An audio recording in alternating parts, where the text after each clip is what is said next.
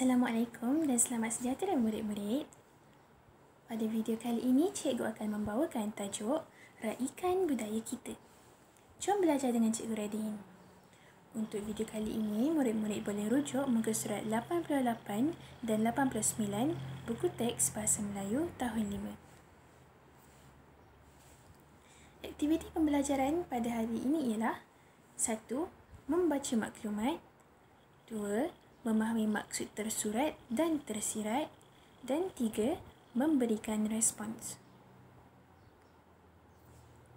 Rujuk buku teks muka surat 88. Dalam muka surat tersebut, kita akan dipaparkan dengan satu poster yang bertajuk Karnival Kesenian dan Kebudayaan. Cikgu akan bacakan maklumat pada muka surat 88 buku teks tersebut. Raikan budaya kita. Farisha dan ayahnya sedang meneliti poster acara yang akan berlangsung di tempat mereka. Mereka bertukar-tukar fikiran tentang poster itu. Kesenian dan kebudayaan. Masuk percuma. Tarikh 5 Mac, hari Sabtu. Sesi petang 3 hingga 6 petang. Sesi malam 8 hingga 11 malam. Lokasi Dewan Perpaduan Melaka. Anjuran Jabatan Perpaduan Negara dan Integrasi Nasional. Objektif Karnival: melahirkan masyarakat yang muhibah, harmoni dan saling memahami melalui aktiviti kesenian dan kebudayaan. Melestarikan seni dan budaya bangsa Malaysia agar sama-sama dihayati dan diraikan dengan semangat muhibah. Acara tarian sapin, tarian kipas, tarian Bharatanatyam, tarian Sumazau, ngajat, tarian sewang dan choir perpaduan.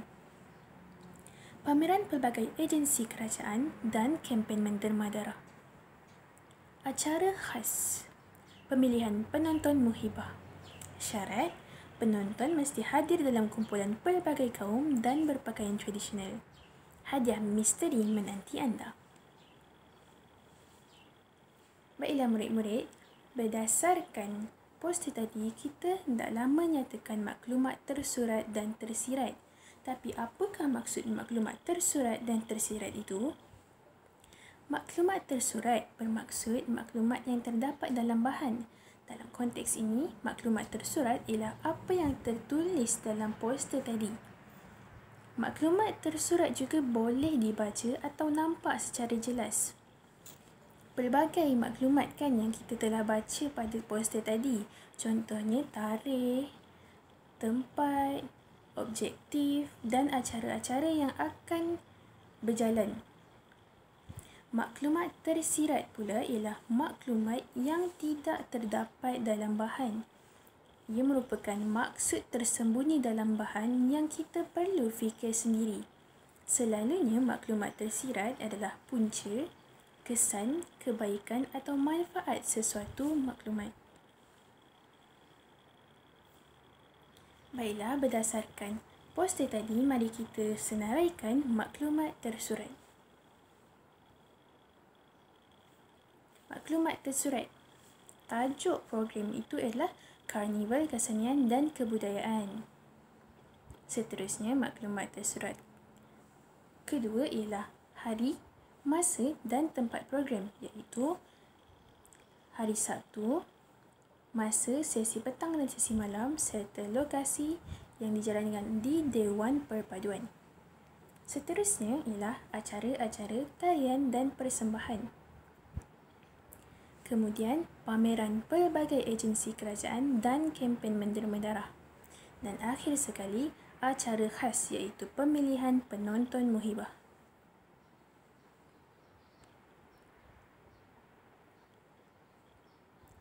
Tajuknya, Karnival Kesenian dan Kebudayaan yang di atas sekali. Kemudian, butiran tarikh, hari, masa dan tempat program. Seterusnya, acara-acara yang akan dilaksanakan serta acara khas. Baiklah murid-murid, daripada maklumat tersurat tadi, mari kita senaraikan pula maklumat tersirat, iaitu punca, kesan, kebaikan atau manfaat daripada maklumat tersurat tadi. Contoh yang pertama, tajuk program Karnival Kesenian dan Kebudayaan. Maklumat tersirat ni ialah pengunjung akan dipersembahkan dengan aneka persembahan seni dan budaya pelbagai kaum di Malaysia. Maksudnya di sini, para penonton yang akan datang ke karnival tersebut akan berupaya menonton pelbagai persembahan seni dan budaya pelbagai kaum di Malaysia.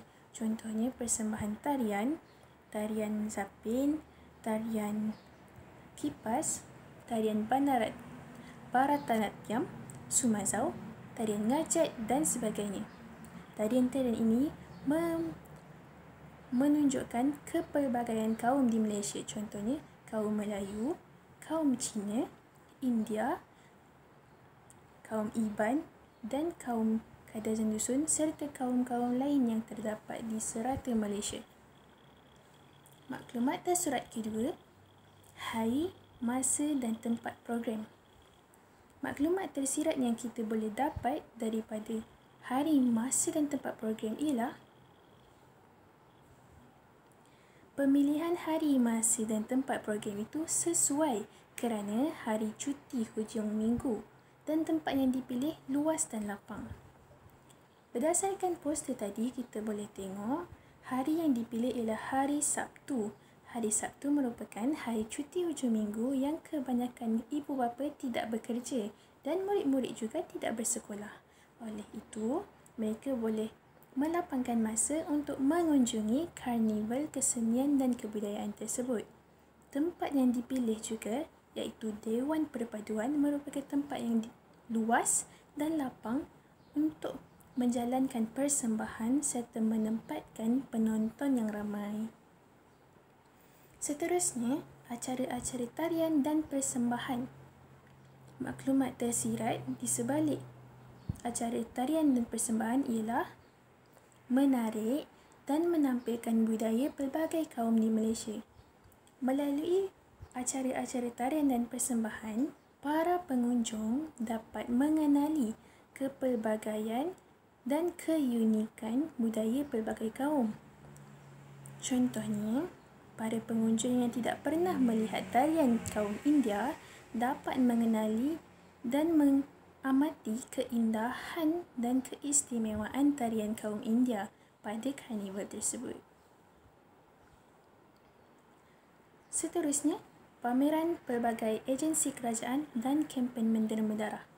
Apakah kebaikan atau manfaat yang kita akan dapati daripada maklumat tersurat tersebut? Kita boleh memperoleh maklumat dan pengetahuan serta dapat berbakti kepada masyarakat. Dari sini, pelbagai agensi kerajaan yang mengadakan pameran akan memberikan pengetahuan dan maklumat kepada para pengunjung yang datang ke karnival tersebut. Kempen menderma darah pula memberi peluang untuk para peserta menderma darah dan berbakti kepada masyarakat yang memerlukan. Seterusnya, acara khas. Acara khas iaitu pemilihan penonton muhibah yang kita nampak dalam poster tadi. Apakah maklumat tersirat? Acara khas ini menarik minat peserta untuk memupuk perpaduan dan menghargai warisan budaya. Sebelum ini, kita lihat pada poster, acara khas ialah pemilihan penonton muhibah. Untuk mendapat hadiah tersebut, penonton mesti hadir dalam kumpulan pelbagai kaum dan berpakaian tradisional.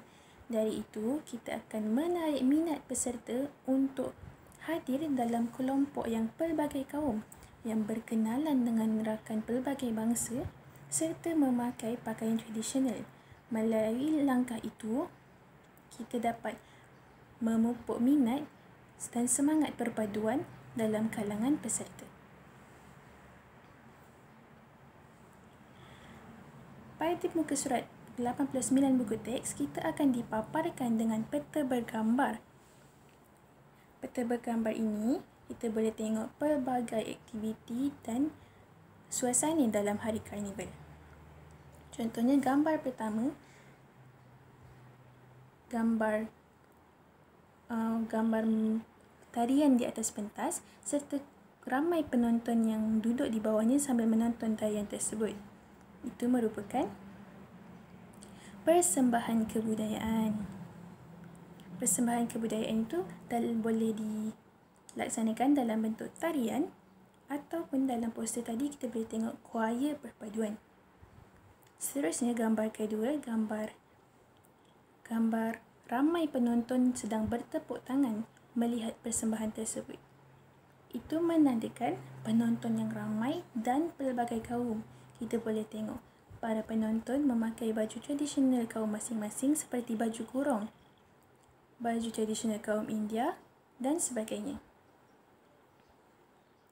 Seterusnya, gambar peserta yang sedang menari di atas pentas. Gambar tersebut menunjukkan penyertaan pelbagai kaum. Kita boleh tengok kaum Cina, kaum Iban, kaum India dan kaum Melayu sedang menari di atas pentas.